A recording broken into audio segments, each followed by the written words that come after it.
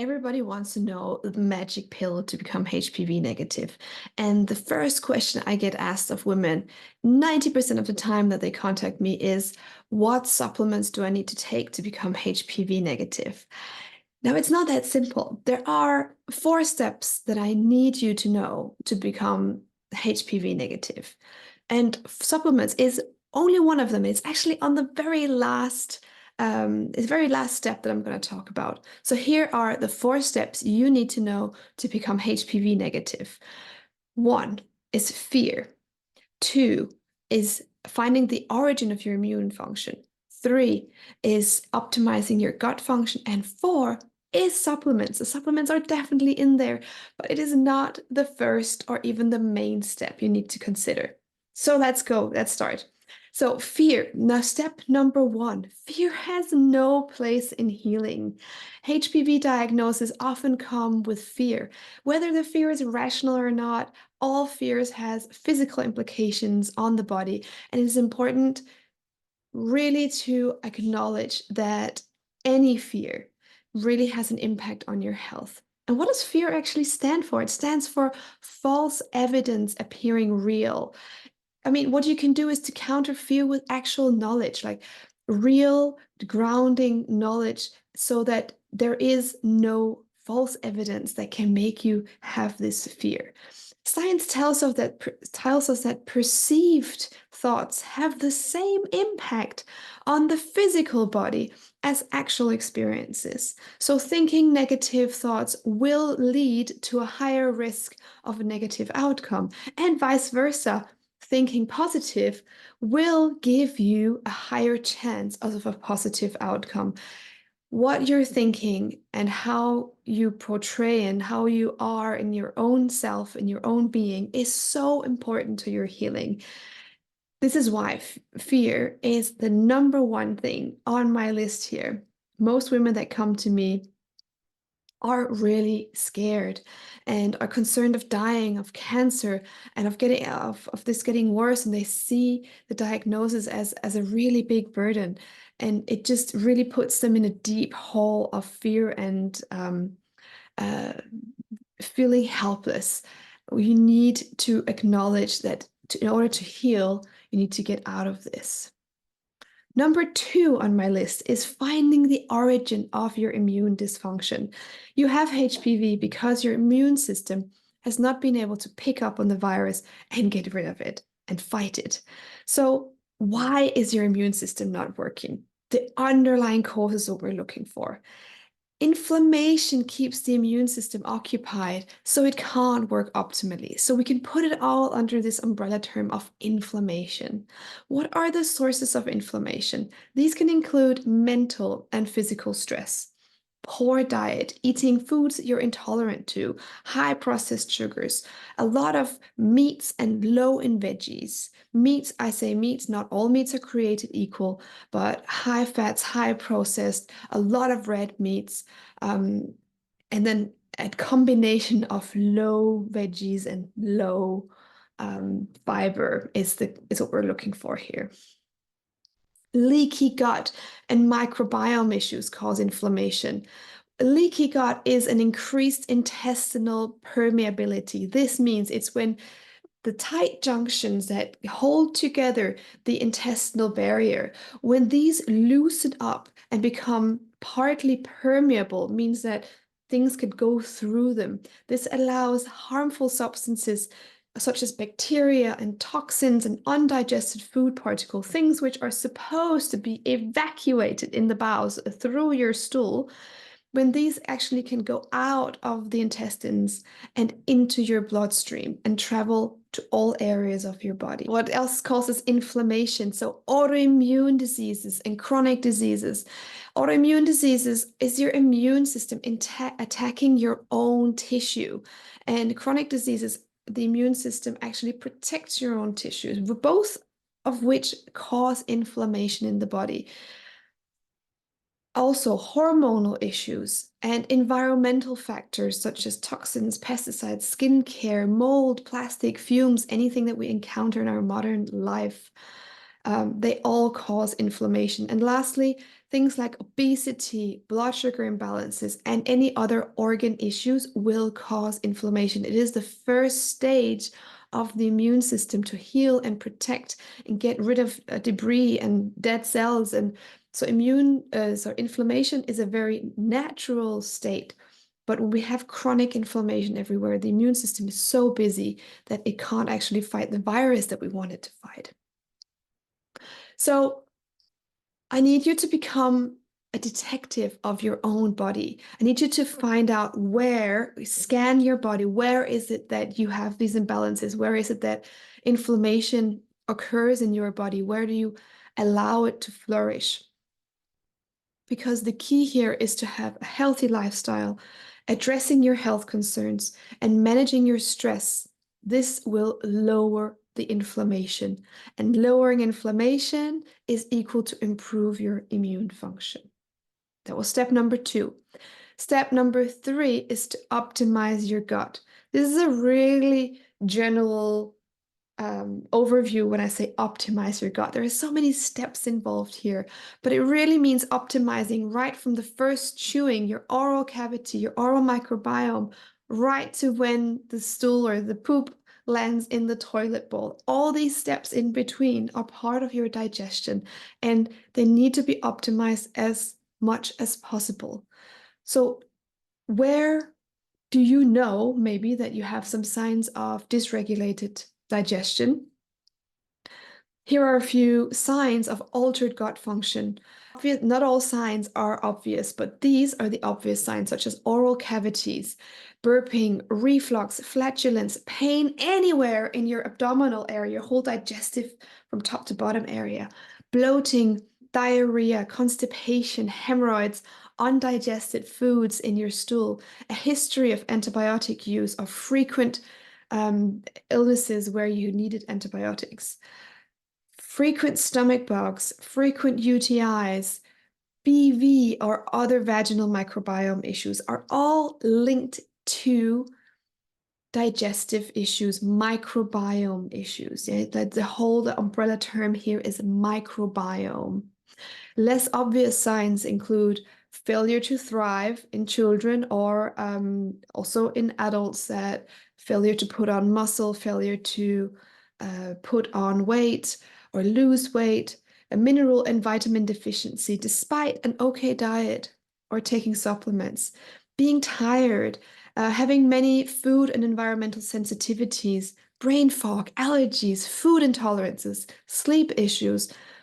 These may not directly seem related to your digestion, but they are a sign of a dysregulated digestion or absorption of nutrients or general gut function. So dysfunctional digestion goes hand in hand with a leaky gut and dysbiosis, and it's all inflammatory. Dysbiosis enhances your risk for transfer of diseases, and it is the biggest factor involved in most chronic diseases. So what causes the changes in your microbiome and your pH? Too much foods, as we mentioned before, too much food such as sugar, oxidative foods, and processed foods. It's basically the same foods or same things that cause the inflammation, right? It's the same thing.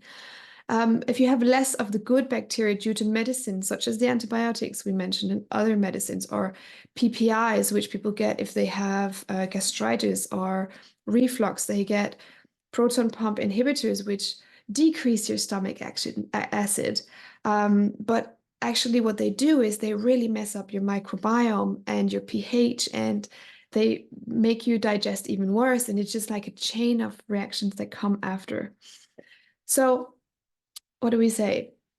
Yes, medicines can change the ratio of your good bacteria. We say good and bad bacteria, but it can change your microbiome to a less favorable environment. Reduced resistance overall because of your inherited DNA or environmental influencers, which actually changes or activates certain DNA strains or snippets. So a lot of what we have inherited also makes a huge difference between you and the person sitting next to you.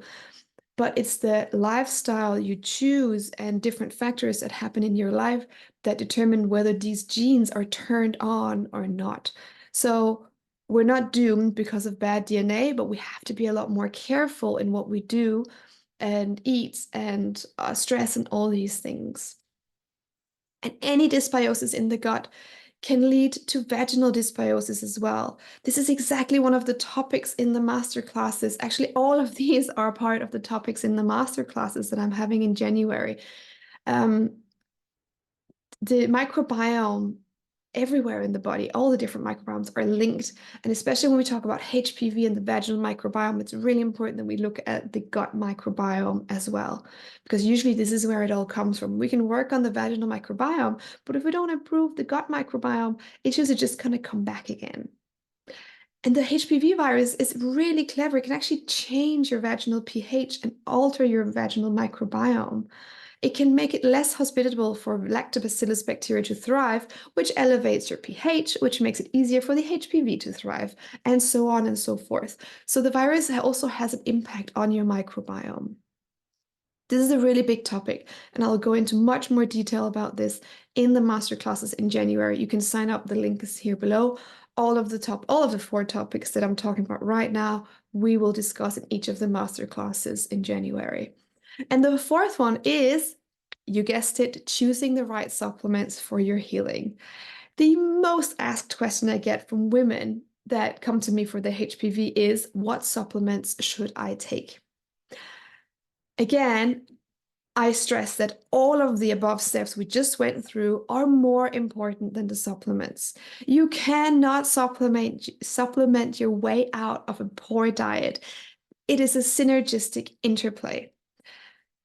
But the more urgent results you need, the more supplements will be part of your healing strategy, because they do help to speed up outcome and to boost your function of whatever we're choosing to supplement with. And it can also replenish deficient states of nutrients. But if you don't change all the other things at the same time, you won't get lasting results. So what are the different categories of supplements? The immune boosting or antiviral or HPV specific supplements, these are usually, it's the only category most women think about when they think about HPV supplementation, right? Now, what can I do for my HPV? Things that kills the virus. It's not that simple, but these are the things you will be more familiar with, such as vitamin C, D, E, A, zinc, green tea, DIM, mushrooms, AHCC, methylfolate, so B9. Maybe you also know about some of the herbs, lemon balm, licorice, thuja, astragalus. There are probably many more. These are just a few examples, but these are the supplements that most women grab fast at the first, because they're the easiest for them to understand that they need to take. But it only scratches on the surface and it doesn't give lasting results. So what other categories are there? There are minerals and vitamins. We covered a few right in the previous step, but these can be tested for many of them. So like, do I have a deficiency, or there are signs and symptoms of deficiency? So all the vitamin A, D, E, K, and of course vitamin C, they're often deficient, not always, but these are, I'm just giving you the most common ones. So vitamin A, D, E, K, and C, methylfolate, so that's B9 and B12, magnesium, iron, zinc, and selenium. They're the more frequent ones that I see in clinic. And then we have the more specific supplements. For example, for the gut, there can be healing powders for the gut, like slippery elm, glutamine, L-glutamine, boswellia, quercetin. There can be probiotics, many different kinds, depending on what your issue is and what you need. Enzymes and HCl to help with stomach acid production and breaking down of your foods. Fiber, protein, and collagen are all very beneficial things for digestion and for gut healing. There are also specific supplements if you've got hormonal issues. And then there are the supplements that I use a lot, which are the supplements for stress and anxiety. These include all the B vitamins and the magnesium and GABA for anxiety. Lots of herbs are great here, such as lemon balm, lavender, licorice, ashwagandha, and any kind of adrenal herbs and nutrients. I always say the adrenals, they usually need like a good hug because most of us have a lot of stress and are chronically stressed, and this really makes the adrenals suffer. And sleep support as well. So there is a multitude of different kinds of supplements here. And which you need depends on the other steps that we had above, right? What are things going on in your body? What kind of stress do you have, physical and mental, and what other health issues do you have? So these are the four categories of four steps, and all four steps is actually the name of one of the master classes, each of one of the master classes in January, where we really dive deep into each of the topics of inflammation, of microbiome, of mindset, and the 10 top supplements for HPV. These four topics are part of the master classes, which I urge you to sign up for. I do this once a year. Last year, I had 500 women sign up, and it was awesome. This year, it's going to be even more interactive. There's going to be a private group chat for you during January. And the best of all is you have a chance to win a one-on-one 8-month program with me worth over 1,500 euros when you sign up. So if you like the idea of what I talked about right here today, do click the link right there and sign up for the master classes. You get a special offer if you sign up before Christmas. And I'll see you in January then.